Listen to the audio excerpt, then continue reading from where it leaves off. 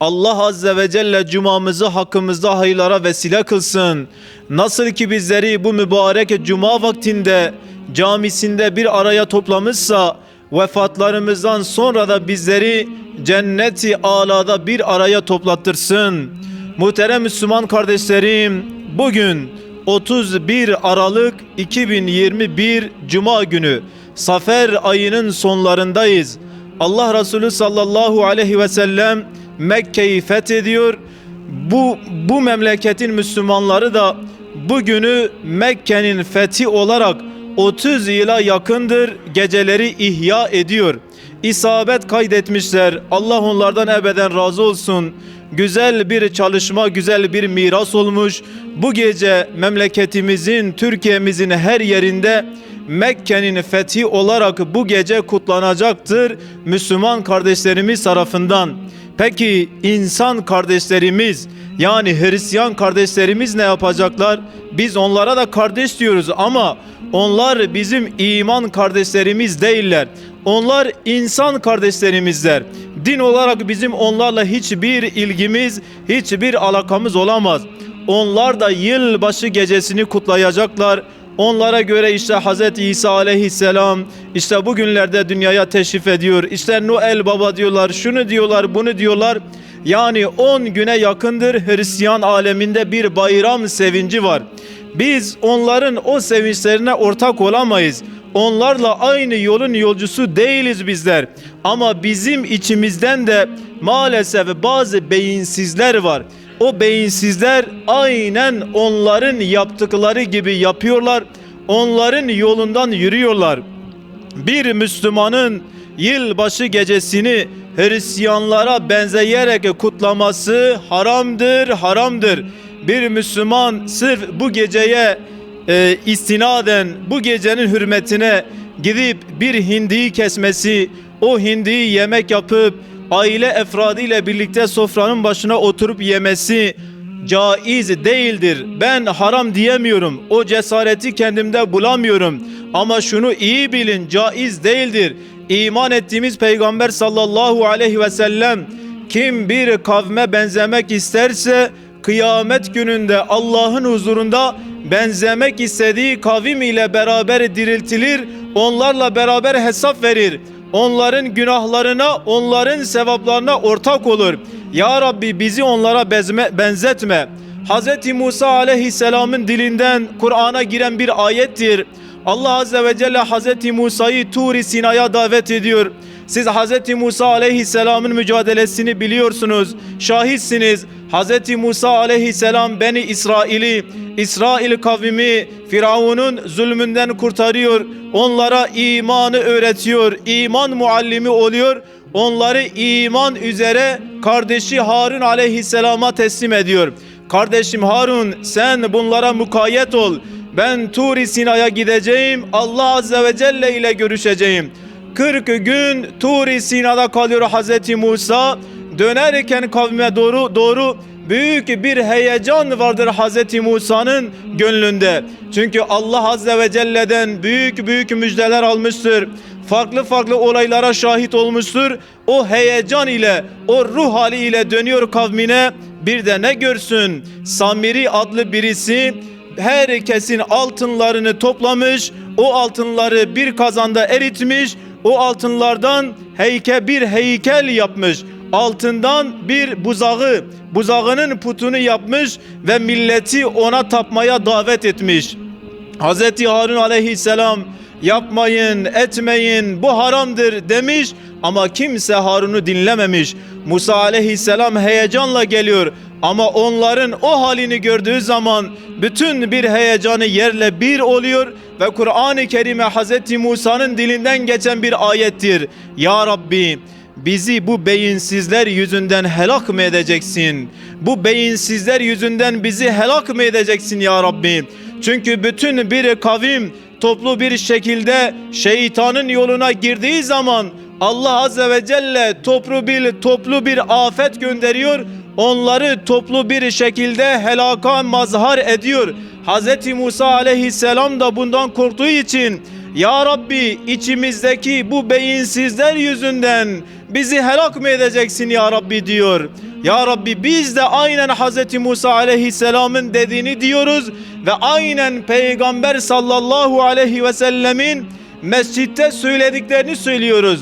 Aynı olay iman ettiğimiz peygamberin de başına geliyor. Medine'dedirler. 2400 metrekarelik bir caminin içerisindeler. Peygamber Efendimiz onlara hutbe irad ediyor minberde. 2400 metrekare kapalı alan içerisinde 1000'den fazla sahabi efendimiz var. Dihyetül Kelbi diye bir sahabi efendimiz. Biz onun ismini siyer kitaplarında çokça duyuyoruz. Çünkü Cebrail aleyhisselam peygamberimizin yanına geldiği zaman çoğu zaman Dihyetül Kelbi adlı sahabinin kılığına, suretine girerek Peygamber sallallahu aleyhi ve sellemin yanına geliyor. Dihyetül Kelbi'nin bir kervanı vardır. Tam cuma vaktinde Müslümanlar cuma namazındayken Peygamber aleyhissalatu vesselam binlerce kişiye hutbe okurken aynen şu anda olduğu gibi binlerce kişi caminin içerisinde, ama o günlerde Medine'de biraz da bir kıtlık vardır. Müslümanlar Dihyetül Kelbi'nin kervanını sabırsızlıkla beklemektedirler. Davullar çalınıyor. O kervan Medine'ye girdiğinde Müslümanlar Mescid-i Nebevi'nin içerisinde tıklım tıklımlar. Davullar çalındığı zaman onlar caminin içerisinde anlıyorlar ki Dihyetül Kelbi'nin kervanı gelmiş. Ve ne yapıyorlar aziz Müslümanlar? Sizlere sahabilerden bahsediyorum. Onlar da insan, onlar da hata işliyorlar. Düşünün, şu anda cami tıklım tıklım. Dışarıdan, pazardan bir ses geliyor. İşte pazardan birisi sesleniyor. Müslümanlar, bütün eşyalar bedava. Kimse kalır mı camide? İnşallah kalır. Davullar çalındığı zaman Müslümanlar Mescid-i Nebevi'den dışarı çıkıyorlar. Hutbeyi terk ediyorlar sahabiler. Peygamber sallallahu aleyhi ve sellemi minberde bırakıyorlar. Abdullah İbni Abbas bundan sonrasını bizlere rivayet ediyor İmam-ı Bukhari'nin kitabında. Müslümanlar dışarı çıkınca ben şöyle bir baktım. Biz camide 20 kişi kaldık sadece. Sadece 20 fert. 1000'den fazla sahabi var camide. Hepsi çıkıyor dışarıya. Sadece 20 kişi kalıyor camide. Aşere-i Mübeşşere'den 10 kişi var camide. Bilal-i Habeşi var. Ammar İbni Yasir var. Abdullah İbni Mes'ud var. 7 tane de bayan var. 20 kişiyiz biz Mescid-i Nebevi'de. Allah Resulü sallallahu aleyhi ve sellem minberde. Ve daha sonra şunu söylüyor. Eğer sizler de kalmasaydınız camide, yani sizler de olmasaydınız, Allah Azze ve Celle Medine'nin ovalarını ateş ile doldururdu. Ateş Medine'nin üzerine yağardı. Allah Azze ve Celle sizin hatırınıza Medine'nin ovalarını ateş ile doldurmuyor. Ya Rabbi, içimizde de bazı beyinsizler var. Hristiyanlara özenen beyinsizler, Yahudilere özenen beyinsizler. Kıymetli kardeşlerim, bizler verilere bakıyoruz. Müslüman memleketinde satılan piyango biletleri 30 milyonu 40 milyonu geçiyor. Ülkede 85 milyon nüfus var. Bunların zaten %30'u %40'ı zaten çoluk çocuktan oluşuyor. Peki 30-40 milyon milli piyangoyu alan kim? Belki içimizde de cebinde milli piyango olanlar vardır. Bu yanlıştan bir an önce geri dönün. Milli piyango haramdır. İçimizdeki bazı beyinsizler yüzünden Ya Rabbi ne olur bizleri de helak etme. Allah Azze ve Celle bizleri terbiye etmek için zamanın farklı dilimlerinde bizleri terbiye etmek amacıyla bazen hem görünen hem görünmeyen hastalıklarla, afetlerle bizi terbiye ediyor. Ama biz halen anlamıyoruz. İçimizdeki bazı beyinsizler bu gece yılbaşı diye, miladi yılbaşı diye, yani bu takvim, bu yılbaşı Hristiyanların yılbaşısıdır. Bizim takvimimiz hicri takvimdir. Hazreti Ömer'in takvimidir. Bizim miladi yılbaşıyla bir işimiz olamaz. Ama takvimimizi elimizden aldılar. Aldıkları için de biz takvimimizden hiçbir şey anlamıyoruz. Takvim Hristiyanların takvimi. Gece Hristiyanların gecesi, Ama Müslüman memleketinde kutlanan bu gece maalesef Hristiyanlarla baş başa gidiyor. Bazen Hristiyanları bile geçiyor. Müslüman memleketinde şahit oluyoruz. Bizim miladi yılbaşıyla bir işimiz olamaz. Ama takvimimizi elimizden aldılar. Aldıkları için de biz takvimimizden hiçbir şey anlamıyoruz. Takvim Hristiyanların takvimi. Gece Hristiyanların gecesi ama Müslüman memleketinde kutlanan bu gece maalesef Hristiyanlarla baş başa gidiyor. Bazen Hristiyanları bile geçiyor. Müslüman memleketinde şahit oluyoruz.